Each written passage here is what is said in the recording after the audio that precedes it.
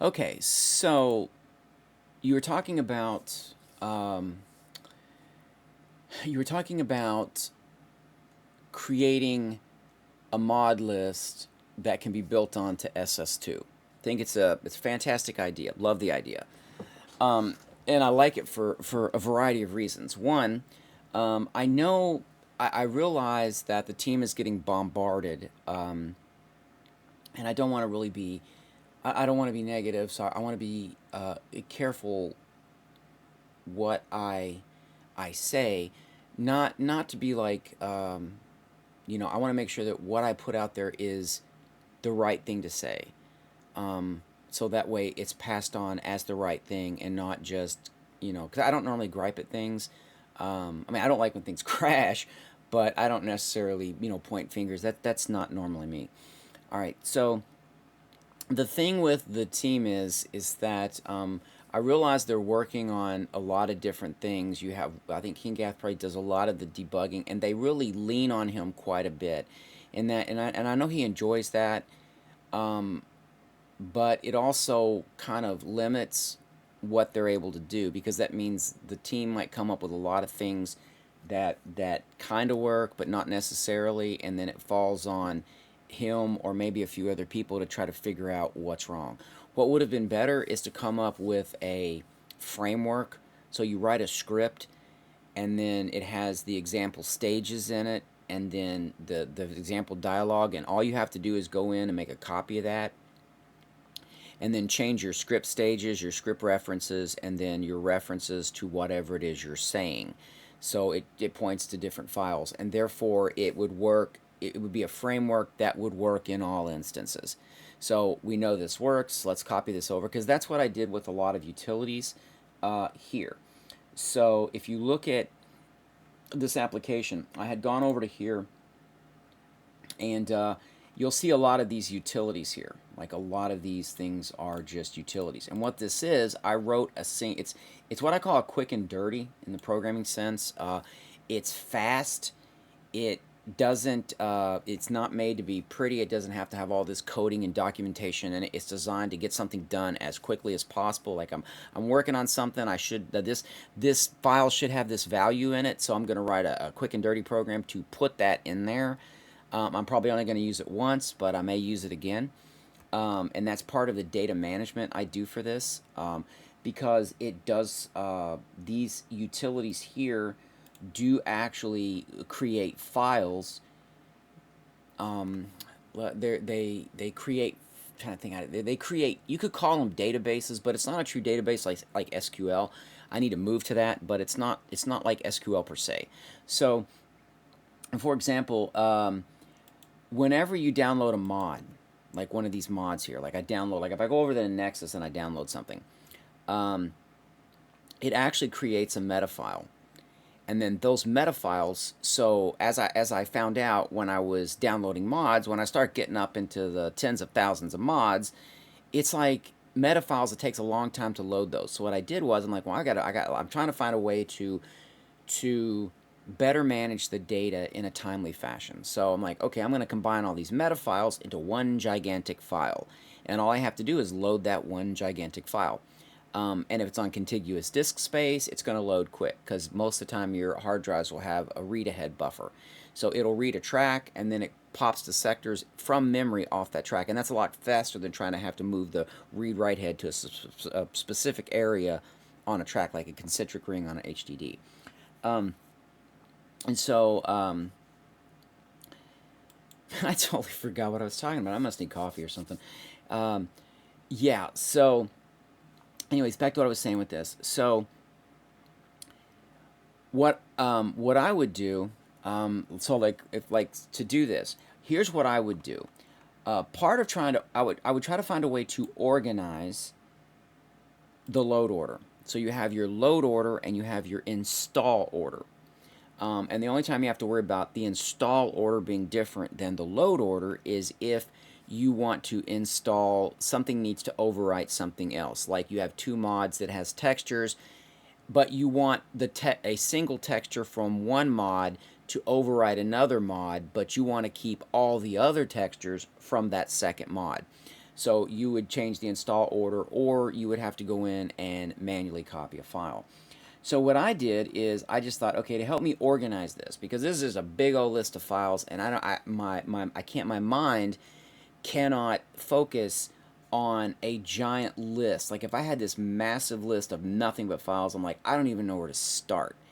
So what I did was I added categories. For me, it was fairly simple. The code is simple to do it, but I added categories, and you can add your own category. Um, like, so you can go in here and add a category, and it'll basically ask you which category. You can create a new category if you want. Um, so you can go in and add I can go in here and I can type in category 5. It'll add it, but it'll also insert it there. And like I say, this is just a utility library that throws up a window in a list, and I just pass the items of the list and how I want it handled. So it's not really a mod manager per se. Okay, so what I did was I added these categories that allows me to separate it. So I have like the official plugins, the unofficial patch, which is by itself, and then I have masters. Then I have sim settlements too. Um, and I don't really have, yeah, see where it has sim settlements too, and then I have HUD framework and workshop framework. So that goes with SS2. So up here, I would have this, and then down below this one here, right above global, I would actually have like the SS2 files. I think HUD framework and workshop framework has to come first. I think. I'm pretty sure that's true. That's correct. And then, we'll have global. Now, global, I have like, I tried to break it down. Now, this is not really perfect, but it kind of gives me a basic structure. So it gives me something to work with, and it really needs to be refined. But I wanted to start from the broadest changes to the least changes. So environmental changes, I would call global, or something that would be, well, no, I'm going to correct myself on that. Global, it looks like I have like advanced animation framework, XDI, Baka, things that would affect kind of like everything. And then I have down here should be environment. Locations would be like environment. This adds new environments. And creatures, I put these up here. Now, these are called, now you can have things that are both ESM master files and ESP and light plugins that can all do the same thing. So you almost would literally have the same categories. So you could break your load order down into official files, master files, light plugins, ESPs, and then ESP flagged as light. I think that's the order, but don't quote me on that, but I think that's the order. And you can actually break those down into sections, and then within those sections have similar categories so that they kind of stay the same. So that everything that does this kind of a similar thing is right there. Like all armor mods, whoops, meant to do this. Are all armor mods, all weapon mods. These SS2s are not here. See, it's missing a dependency. And these, I thought ESLs couldn't have more than 2048, but looking at these are way up there. So these are like, see, I got a record count of 8,000. So that's way higher than that. So, I mean, either I'm parsing it wrong or it's got group files or something. I'm not sure what's going on with this.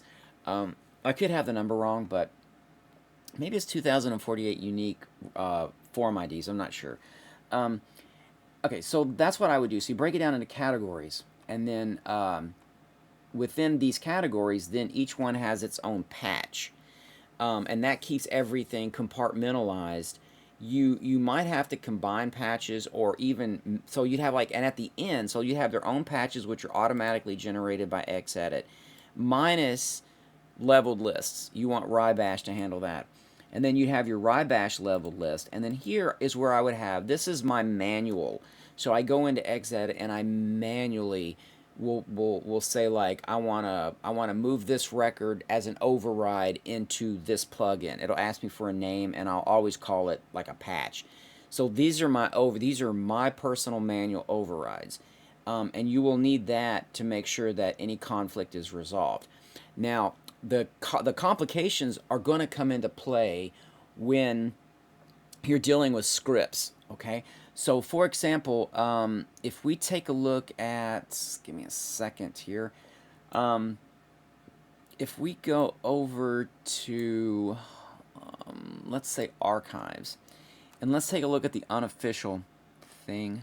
Where is, let's take a look at this. Okay, so these are a list of the files that's in that archive. Okay, PSC, we don't worry about that because that's source script. That's papyrus source code or script, PSC. But here you have papyrus executable, PEX. Now this is what's going to cause a problem because you can see if I go into this, let's see if this works. Of course that does not work. Let's try this. Go over here, conflicts. See if that works. Okay, well, okay, that one works. All right, so you can actually see where. My stomach again. All right, see up here. This is the file. Right. See this materials file. You can see where it is in the official Fallout 2 file, and it's overridden by the unofficial patch. So you can see everything here that is overridden. And if we look for PEX files, let's see, we should have some PEX here somewhere. Right here. So see up here, so these scripts are overwritten. So this is the official script is now overridden with the unofficial patch. And you can see that nothing else overwrites that because these are a list of all conflicts. In other words, every single file that is in all of these mod archives are loaded, and then I basically create a list of conflicts, and that's what this is. So you can see that there isn't any, and it will show files that are on disk too. So if something is actually on the like here, it shows that this is on the disk. This animation here is on the disk.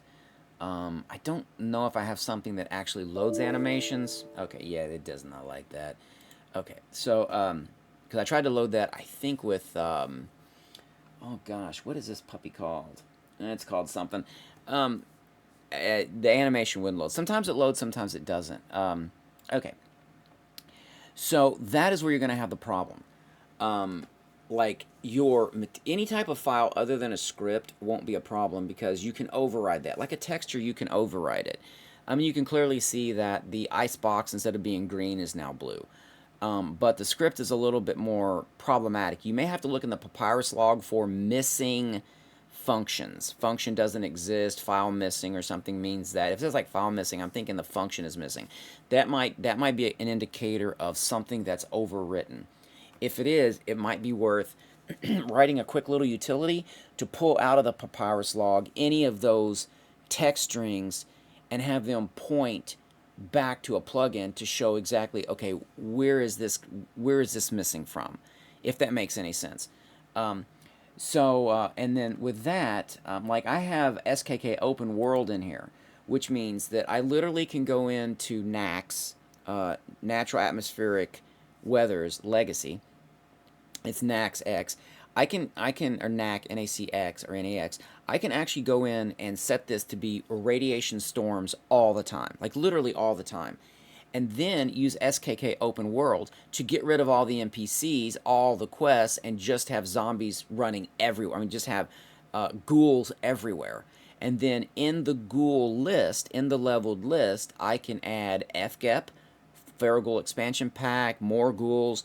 Like I've got something in here which has more ghouls. It makes like little ghoul kids. It has ghoul babies. Oh man, dude, this thing popped out. It was like a little baby was crawling. I mean, it's a baby was crawling around. It doesn't explode. You know, it's not like Doom. It doesn't blow up in your face. But like, man, this little sucker's crawling around, and I think it bites your leg or your foot or something. I mean, you got like armor on, so it shouldn't even cause any damage. I mean, you got to shoot the thing. So some people take them out of the game. I just put the mod in like it is. I didn't even know what was in there. I just thought, oh, the ghoul. This got some cool looking ghouls in it. I'm like, man, what is this? So yeah, those are in there, and I'll probably have so that will change the leveled list. So SKK will now draw from that level list and then have ghouls from all over the place. I even have Night of the Creeps, which is like a ghoul, but these little puppies are fast, and I've got the LZ like ghoul bite skills, and Oh man, these suckers are. It's like somehow they're like jacked on steroids. They will jump at you, and they're constantly like just all over you, and they'll knock you down. By the time you get up, they smack you 50 times, and they jump on you again before you can even get one shot off. So, but they're really cool because they'll like run and hide, and it's got some neat little stuff. So, but back to the load order. So with this, I would break it down into categories, and and then build from that. So from like, and then okay. So you have you got the idea of breaking it down to sections and categories, and the sections are different colors. So you can see these are official is kind of tan. These are masters, and then you can see well, masters are blue, so they have like a blue text. And I think I used Rybash as an example. And then light are kind of like have like a purple look to it, and then regular plugins just have black text. So that's kind of like helps you kind of section that off. Um, so what I would do is I would start out with what I call the base game. Start out with a base game. So the base game would be the official files, let's say, and let's say I'm using Reshade because I get better performance with Reshade. So your base game would be the official files, and let's say Reshade. And you're looking, and you want to put all the shaders, you want to install all the shaders that you think you might need for various effects and different types of playthroughs, and only install those shaders. And then you might want to take a look at texture mods. So then I would not use, I have the high definition textures removed, I would not use the HD textures from Bethesda. I would install something, a third party, something that the community did, the modding community. I would install that. It will give you a performance boost. It'll give you better looking graphics, just all the way around.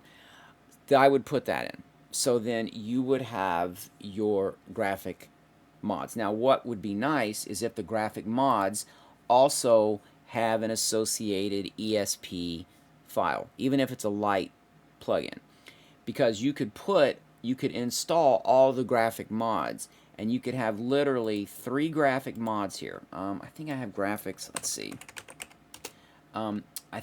Somewhere in here is graphics, textures. Maybe I think I have it under textures.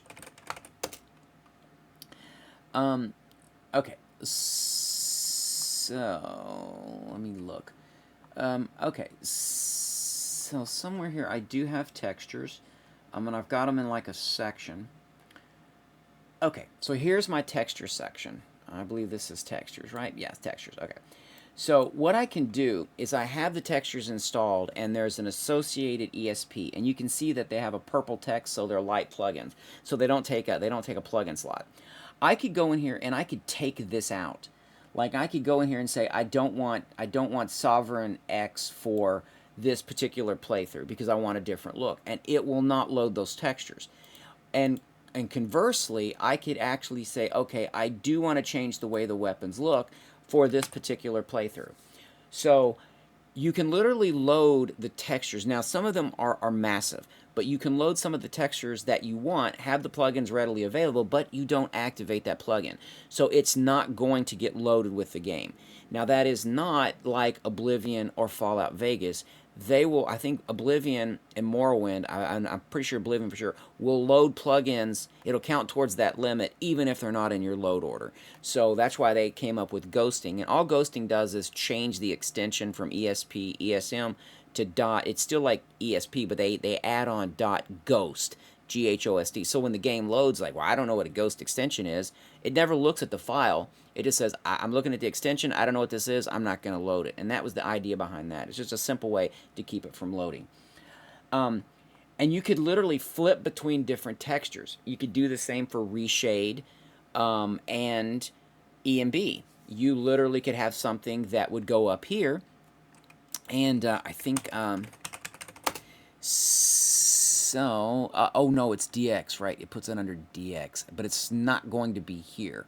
It's actually going to be over, let's see, it's going to be over in here. It'll take a moment to load these up.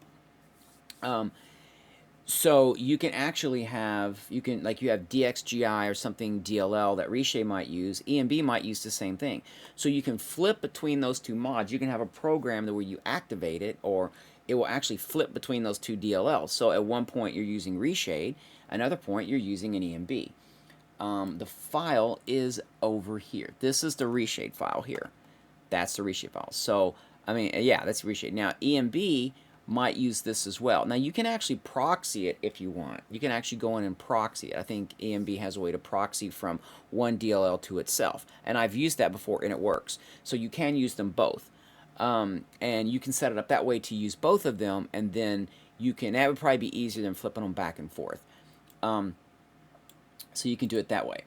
And then, so I would have like, you'd have your official files, and whatever your reshade or EMB or both, because you can turn EMB off so it doesn't use the effects, and therefore it's not gonna kill your CPU. And okay, so you got that, and then I would work on what you would consider the very base part that every game's gonna need. So let's start with stuff that was not gonna really affect much, like textures, meshes, things like that. You can add that in.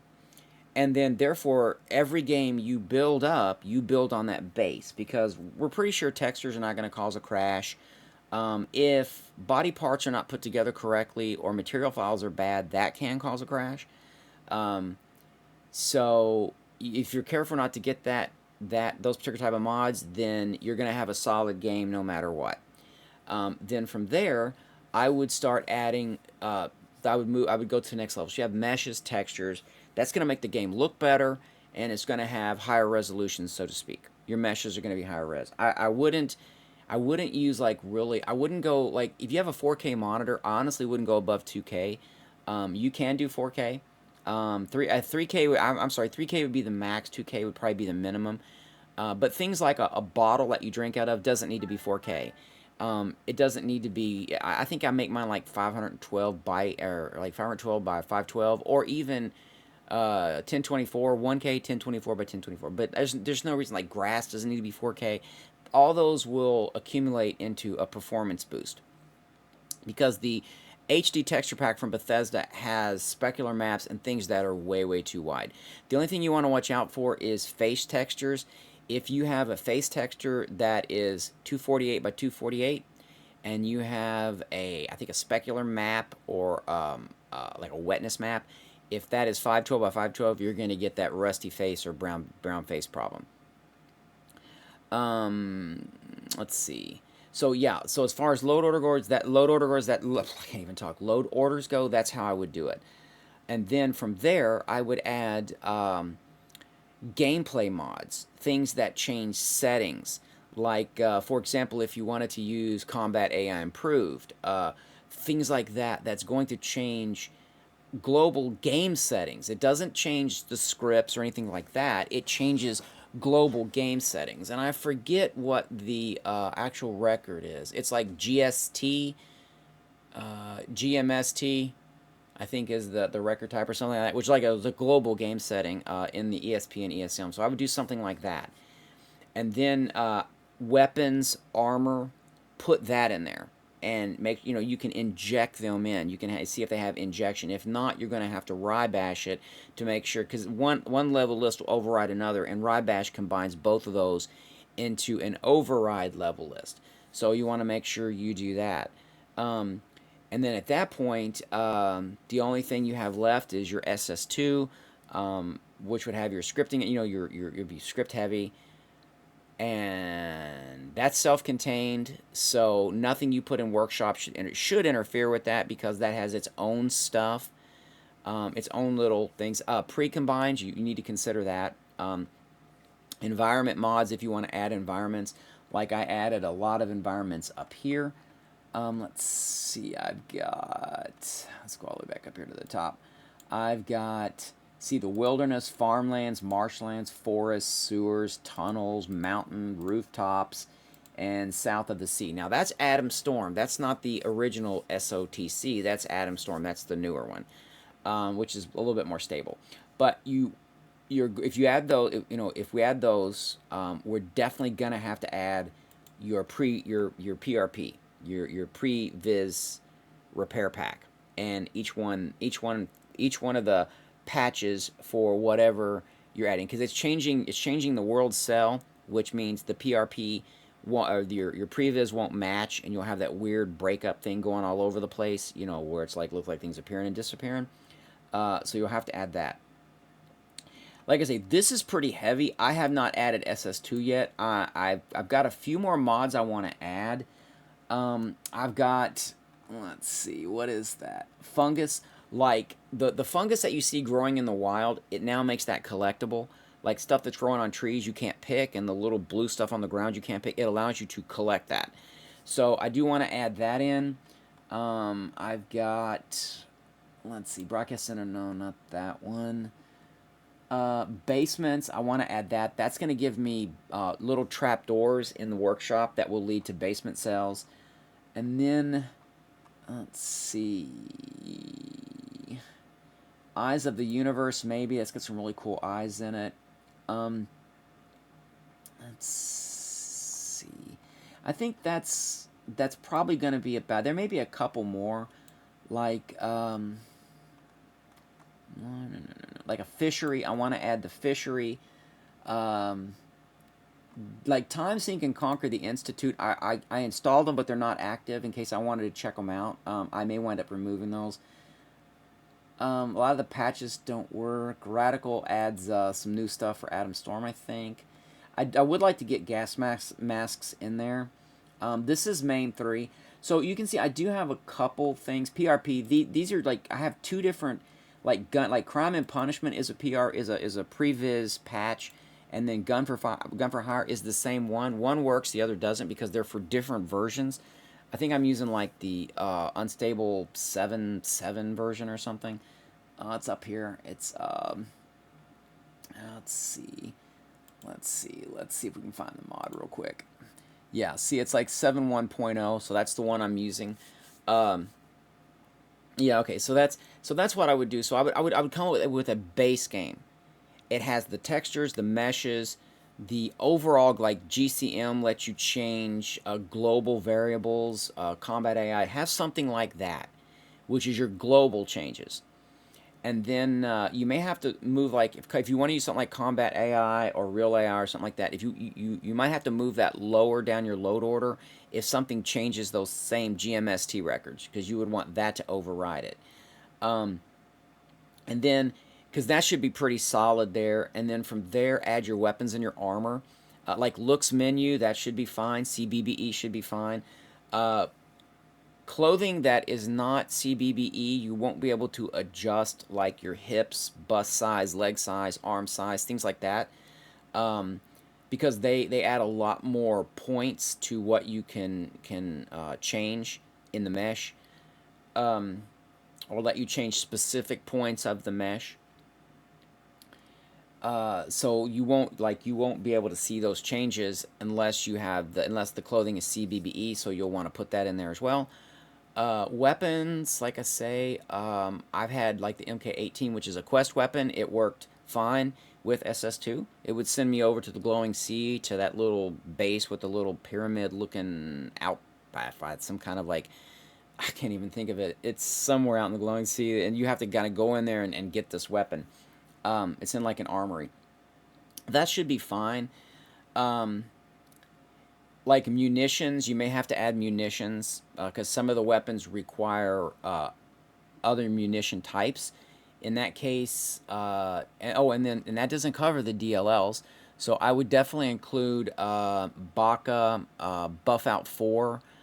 I've got this is better locational damage. I'll do that one next and take a look. So let me split that out, because this is going to be a pretty long video of just me talking. So I mean, I hope you haven't fallen asleep yet. And let me skip over on this, because I do need to cover that.